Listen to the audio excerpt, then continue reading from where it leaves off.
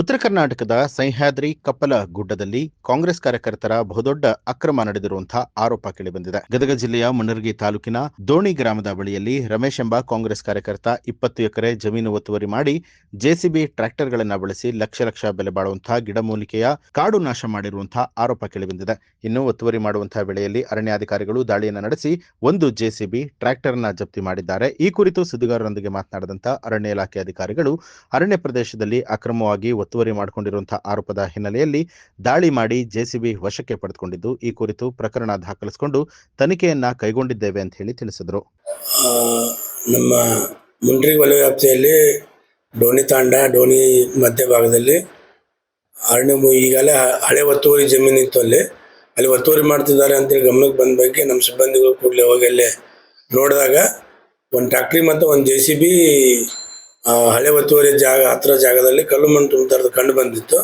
ಅದಕ್ಕೋಸ್ಕರ ನಮ್ಮ ಸಿಬ್ಬಂದಿಗಳು ಅದನ್ನು ಸೀಜ್ ಮಾಡ್ಕೊಂಡ್ಬಂದು ನಮ್ಮ ವಲಯ ಕಚೇರಿ ಕೊಟ್ಟ ನಂತರ ನಾವು ಜೆಸಿಬಿನ ಅವತ್ತು ಟ್ರ್ಯಾಕ್ಟರ್ ತಪ್ಪಿಸ್ಕೊಂಡು ಹೋಗಿತ್ತು. ಆ ಟ್ರ್ಯಾಕ್ಟರ್ ತಪ್ಪಿಸ್ಕೊಂಡು ಹೋದಾಗ ನಾವು ಜೆಸಿಬಿನ ತೊಗೊಂಬಂದು ಸೀಜ್ ಮಾಡಿದ್ವಿ. ಸೀಜ್ ಮಾಡಿ ಅದಕ್ಕೆ ನಾವು FIR ದಾಖಲು ಮಾಡಿದ್ದೀವಿ. FIR ದಾಖಲು ಮಾಡಿದ ನಂತರ ಆಮೇಲೆ ಏನದು ನಮ್ಮ ಟ್ರ್ಯಾಕ್ಟ್ರಿ ಏನು ತಪ್ಪಿಸ್ಕೊಂಡು ಹೋಗಿತ್ತಲ್ಲ ಅದನ್ನು ಸಹ ಮತ್ತೆ ನಾವು ಸರ್ಚ್ ಮಾಡಿ ಮತ್ತೆ ಅದನ್ನು ಸೀಜ್ ಮಾಡಿ ವಲಯ ಕಚೇರಿಯಲ್ಲಿ ಮುಂದಿನ ಕ್ರಮಕ್ಕಾಗಿ ನಾವು ಇಟ್ಟಿದ್ದೀವಿ. ಹಿಂದೆ ನಮಗೆ ಅಲ್ಲಿ ಒತ್ತುವರಿ ಆದಂಥ ಹಳೆ ಒತ್ತುವರಿ ಸುಮಾರು ಒತ್ತುವರಿಗಳು ಅಲ್ಲಿದೆ. ಅದಕ್ಕೆ ಈಗ ನಾವು ಈಗ ರೀಸೆಂಟಾಗಿ ಏನು ಒತ್ತುವರಿ ಆಗ್ತಿದೆ ಅವಕ್ಕೆಲ್ಲಕ್ಕೂ ನಾವು ಈಗ ನಮ್ಮ ಗಮನಕ್ಕೆ ಬಂದು ನಾವು FIR ದಾಖಲು ಮಾಡಿದ್ದೀವಿ. ಅದರ ಜೊತೆಗೆ ಈಗೇನು ಹಳೆ ಒತ್ತುವರಿ ಪ್ರಕರಣಗಳಲ್ಲೇನ ಆಗಿದಾವಲ್ಲ ಅದಕ್ಕೆ ಸಂಬಂಧಪಟ್ಟಂತೆ ನಮ್ಮ ಅರಣ್ಯ ಹಕ್ಕು ಕಾಯ್ದೆಯಲ್ಲಿ ಸುಮಾರು ಮಂದಿ ಅಲ್ಲಿಂದ ಹಳೆ ಒತ್ತುವರಿ ಮಾಡೋಂಥ ಜನರು ಡಿಸ್ಟ್ರಿಕ್ಟ್ ಲೆವೆಲ್ ಮತ್ತು ಸಮಾಜ ಕಲ್ಯಾಣ ಇಲಾಖೆ EC ಲೆವೆಲು ಒಂದು ಅರ್ಜಿಗಳನ್ನು ಕೊಟ್ಟಿದ್ದಾರೆ, ನಮ್ಮ ಹಕ್ಕುಪತ್ರ ಕೊಡಿ ಅಂತ. ಅವು ಪರಿಶೀಲನೆ ಹಂತಗದಾವೆ. ಮತ್ತೆ ಈಗ ರೀಸೆಂಟಾಗಿ ಮತ್ತೆ ಪರಿಶೀಲನೆ ಮಾಡ್ಬೇಕಂತ ಬಂದಿದೆ.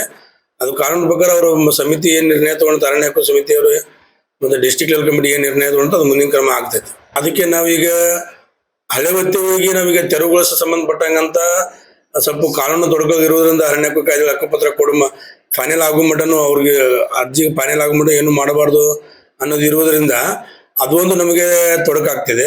ಇನ್ನೊಂದು ಏನಿದೆ ಅಂತಂದ್ರೆ ನಮ್ಮ ಸರ್ಕಾರ ಆದೇಶ ಪ್ರಕಾರ 3 ಎಕರೆ ಜಮೀನನ್ನ ಒತ್ತುವರಿ ಮಾಡಿದ್ರೆ ಅದನ್ನು ತೆರವುಗೊಳಿಸಿ ಮಾಡಬಾರ್ದು ಅಂತ ನಮ್ಗೆ ನಿರ್ದೇಶನ ಇರೋದ್ರಿಂದ ಅವೆರಡು ತೊಡಕುಗಳನ್ನು ನಿವಾರಣೆ ಆಗುವವರೆಗೂ ನಮಗೆ ಅದನ್ನು ತೆರವುಗೊಳಿಸಲಿ ತೊಂದರೆ ಆಗ್ತಿದೆ.